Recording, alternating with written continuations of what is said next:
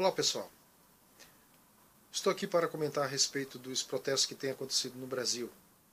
Sinto-me no direito de falar alguma coisa, como todos os brasileiros têm também e têm se manifestado publicamente a respeito disso. Eu, como todos aqueles que saem do Brasil como imigrante, saí por causa de uma educação precária que eu, como pobre, não poderia dar aos meus filhos. O Brasil é um país extremamente elitizado nessas questões: educação, saúde, segurança, transporte, etc, etc. E pude ver que não poderia continuar aí e dar essa condição. Resolvi sair, estou fora do Brasil há 10 anos. Mas tenho acompanhado todos os dias, praticamente, a questão das políticas do Brasil, social, econômica, enfim, desse progresso. Durante esses 10 anos eu tenho visto que o Brasil cresceu economicamente, ganhou grande vulto no meio internacional. Mas, entretanto, nós percebemos que essa riqueza não foi distribuída como deveria à população. Países com menor renda, como Argentina, México, Chile, têm uma distribuição de riquezas melhor do que a nossa. Por fim, eu alistei basicamente 6 questões que foram a confluência de fatores, na minha opinião, que desencadearam esses protestos. O primeiro, o Estado como instrumento de interesse de grupos econômicos. Segundo, a mídia nacional anacrônica a serviço dos interesses de capital privado e do seu próprio interesse também. Terceiro, a religiosidade brasileira majoritariamente católica e protestante, legitimadora dos interesses políticos. Isso é polêmico, mas é um fato. Quarto, o futebol como catalisador e fator alienante das massas. Quinto, um Estado que subsidia grandes conglomerados industriais, no entanto distribui migalhas ao povo. Sexto, um Estado que cresceu economicamente, mas não desenvolveu socialmente equitativamente a sua riqueza. Vamos ao primeiro ponto. Um Estado como instrumento de interesse de grupos econômicos. Ora, é conhecido por todos nós, através da mídia, e não só, como o BNDES ele dispõe de recursos para grandes empresas, injetam em seus cofres, subsidiam grandes conglomerados industriais e, no entanto, nós não vemos esses benefícios sendo feitos à população. Você veja que no Brasil, segundo a mídia tem falado exaustivamente, nós somos um país que tem crescido cada vez mais o número de milionários. Inclusive o estado de São Paulo é um estado que tem o maior número de helicópteros no mundo. Não sei se vocês sabem disso. Por quê? Porque cada vez mais um grupo menor tem se fortalecido, tem crescido, tem se enriquecido cada vez mais a despeito da pobreza da população. Portanto, essa riqueza que está sendo gerada é uma riqueza concentradora de renda e mais, ela está sendo cada vez mais solidificada, oxigenada pelo dinheiro público, o que é um absurdo. Por quê? Porque o Estado, o que ele faz com isso? Ele simplesmente privatiza os lucros e socializa os recursos públicos. Quando uma dessas empresas vai à falência, o Estado muitas vezes socorre-as, como aconteceu agora nessa crise econômica que nós tivemos.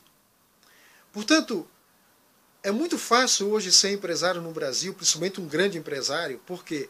Porque ele sabe muito bem que ele pode jogar com o governo para poder conseguir verbas econômicas. E muitas dessas empresas que recebem essas verbas econômicas são elas que trabalham por trás para ajudar partidos políticos a chegarem no poder. É uma mão de duas vias, mas com os recursos do dinheiro público que as pessoas contribuem. Em segundo lugar, a mídia nacional, que é anacrônica, a serviço dos interesses de capital privado e de si própria. Temos um caso emblemático, que é a Rede Globo de televisão, uma empresa que tem se beneficiado desde a época da ditadura militar. E ela cresceu muito, se fortaleceu nessa época. E nessa época, ela só passou a existir porque ela corroborou com a ditadura. As empresas que existiam na época da ditadura foram empresas que sequer se colocaram contra o status quo. Porque a mídia, na época, a época que não foi de acordo com o regime militar, foi excluída, foi dizimada, acabou. E nós temos então o Grupo Folha, o Grupo Abril, o Grupo Rede Globo, empresas de mídia que se fortaleceram nessa época e se tornaram poderosíssimas e chantagearam governos democráticos por muito tempo. E o caso agora recentemente da Rede Globo, que recebeu ajudas do BNDES, porque senão iria à falência. Por isso que nos protestos as pessoas se tornaram extremamente antagônicas com essas redes de televisão e da mídia imprensa. Porque são conglomerados midiáticos que vivem pelos seus próprios interesses e para os seus próprios interesses e para legitimar sistemas que vão de acordo com aquilo que eles querem. E se eles não fizerem de acordo com essas mídias, eles são chantageados. Mas o governo precisa entender que hoje no Brasil, essas mídias não têm esse poder tanto. Tanto é que esse protesto veio através das redes sociais.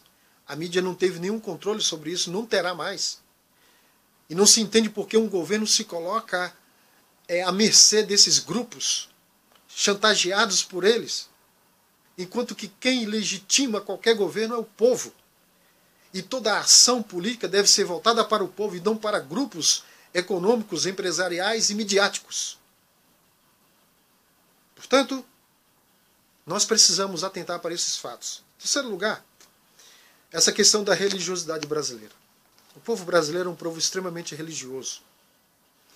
Mas a religião no Brasil, a época da colonização ou exploração, como queiram, ela veio para legitimar os grandes barões, veio para legitimar o feudo. Ela dizia, por exemplo, para o escravo, para o índio, olha, o sofrimento que você está passando, ele é divino.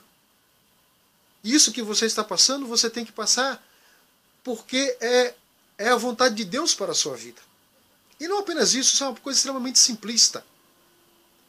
Mas nenhum sistema religioso no Brasil até hoje se colocou contra os interesses políticos. É por isso que no Brasil nunca teve uma perseguição religiosa por parte da política. Por quê? Porque todos eles legitimaram ações políticas, quer protestantes, quer católicos. A época, por exemplo, da ditadura militar, grupos como batistas, presbiterianos, quando eles ordenavam os seus pastores, eles diziam para eles não se colocarem contra o sistema. E Rubem Alves falou sobre isso uma certa feita. Ele mesmo, quando for ordenado pastor na igreja presbiteriana, foi advertido de que não deveria se colocar contra o sistema vigente. E hoje nós vemos que a religiosidade, tanto protestante como católica, ela continua com esse mesmo vício. E muito mais, a religiosidade protestante neopentecostal, e não apenas a tradicional também, ela é um fator de riqueza para muitos.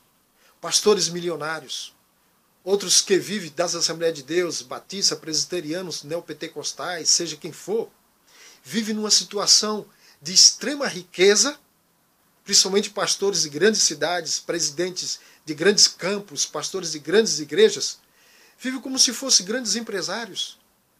E o povo vive a migalhas. Essa religiosidade é uma religiosidade extremamente alienante, legitimadora de sistemas políticos e econômicos e se beneficiam deles em detrimento do povo. E ainda trabalham a superstição religiosa do povo. Olha, se você falar contra o ungido do Senhor, no meio protestante, por exemplo. Mas a religiosidade no Brasil não tem sido fator de ascensão social para a população.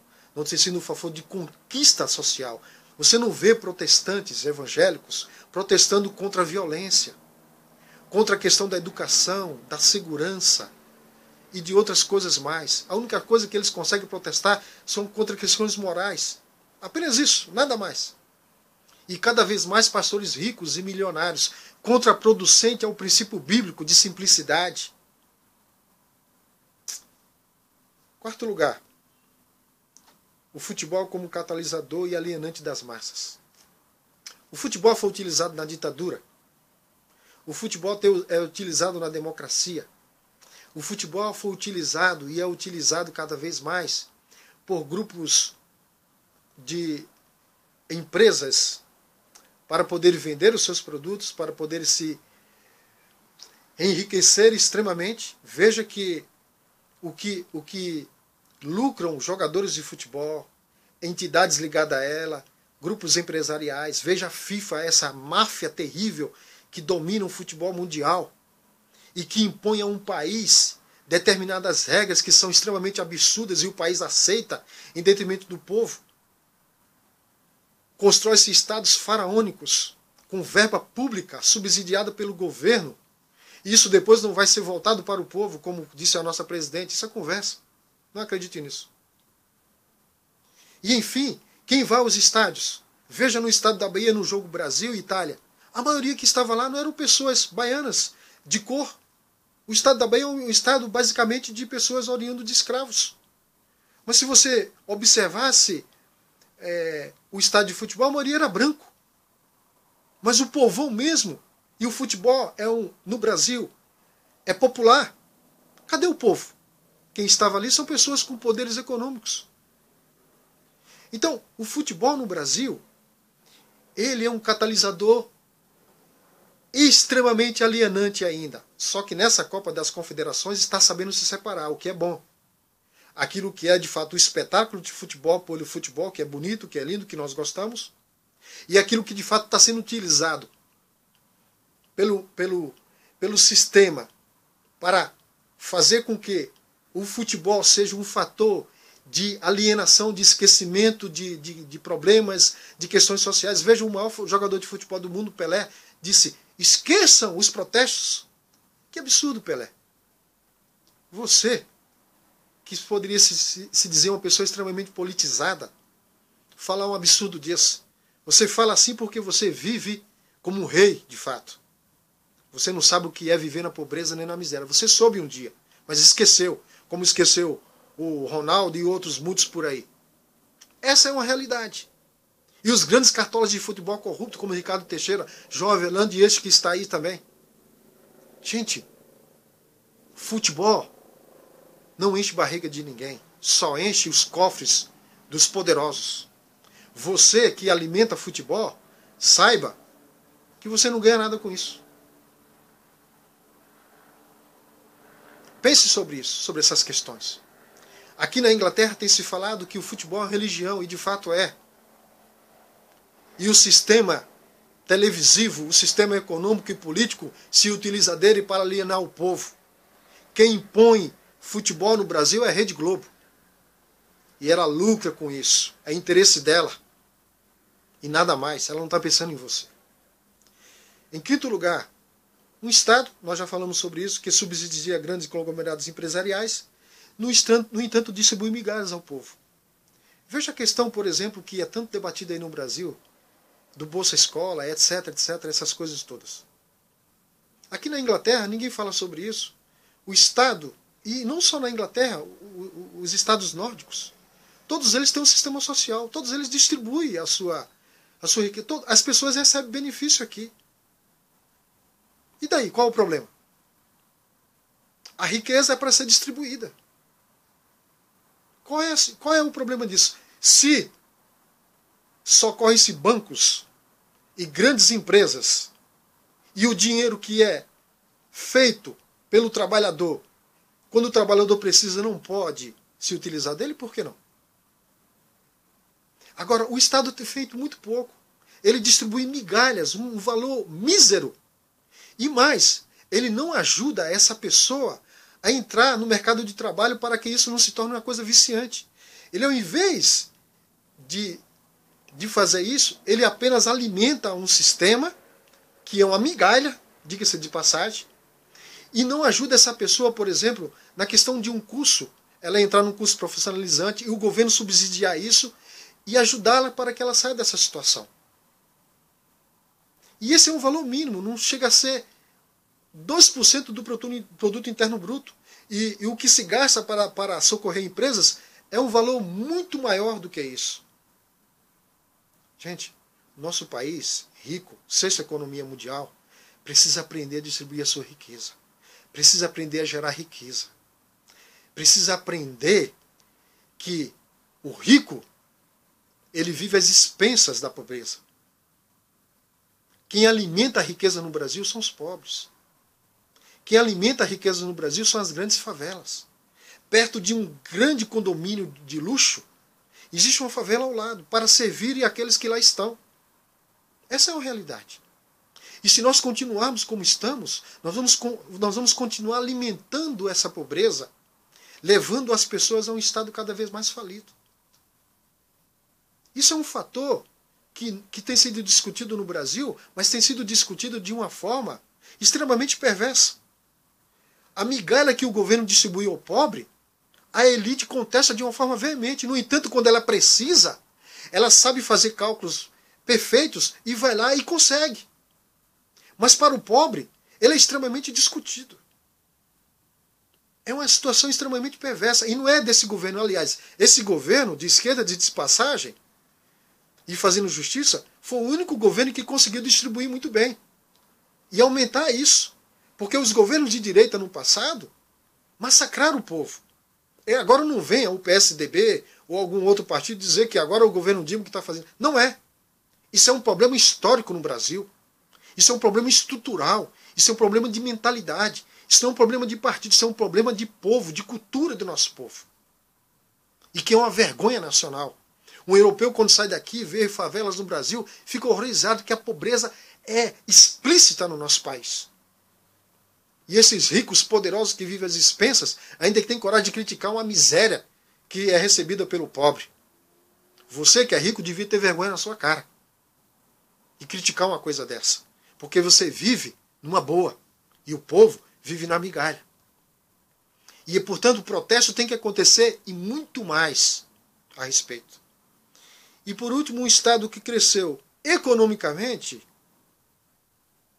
mas não se desenvolveu socialmente, equitativamente a sua riqueza. Já falei sobre isso.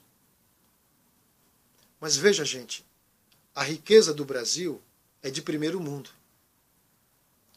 Mas as questões sociais no Brasil são de países de quarto e de quinto mundo. Porque os outros países da América Latina com menor PIB têm feito muito melhor socialmente do que o Brasil. Só que o brasileiro, ele acha que o Brasil está fazendo muita coisa por ele, e não está. A saúde no Brasil é doente.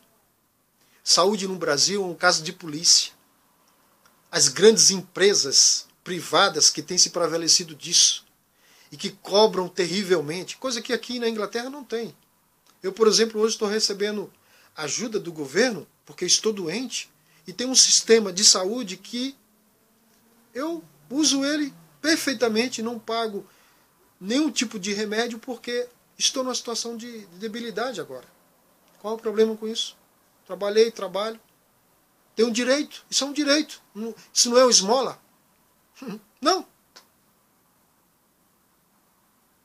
A segurança no Brasil, as leis no Brasil são extremamente complacentes com o marginal, com o bandido.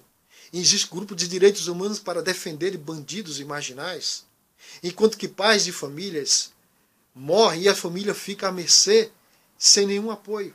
E existe apoio do governo para apoiar famílias em que a pessoa se tornou marginal e matou alguém e está preso. Mas não existe para famílias que perderam